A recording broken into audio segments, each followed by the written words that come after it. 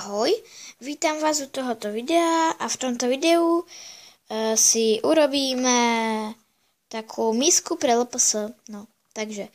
No a ešte niečo, ale bude to z plastelíny. Budeme potrebovať asi, neviem, nejaké kilo plastelíny, ja vám to otvorím. Takto nejak by to malo vyzerať. Asi nejaké kilo plastelíny, to je jedno. Takže kilo plastelíny, potom vysypali sa mi jahody.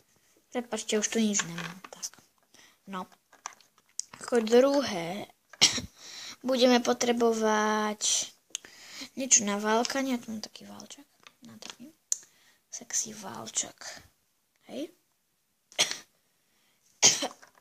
Takže válček a ešte nejaké tie ozdoby. Tak.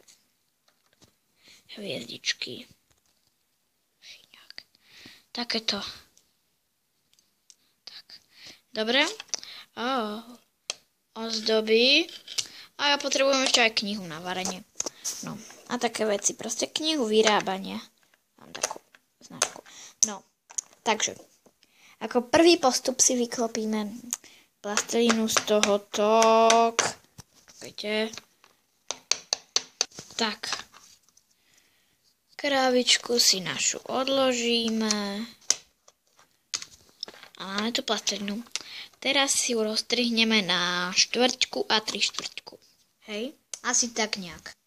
Tak. Mám knihu, si položím sem. Tak, máme tu na 3/4 a 1/4. Hej, ak vidíte. Potom si urobíme z tohoto takú guličku. Počkajte, si musíme niekde položiť mobil. Tak.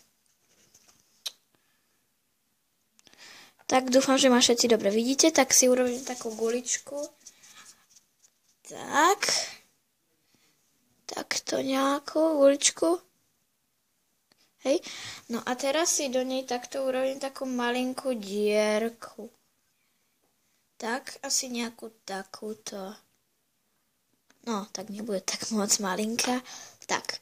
A teraz z tohto si urobíte takú placku. Tak, placku. A tu položíte, sem na toto a bude to pokrievka. A nejak taký chlebník by to mal byť. Takže ja si to prečítam, čo ďalej budeme.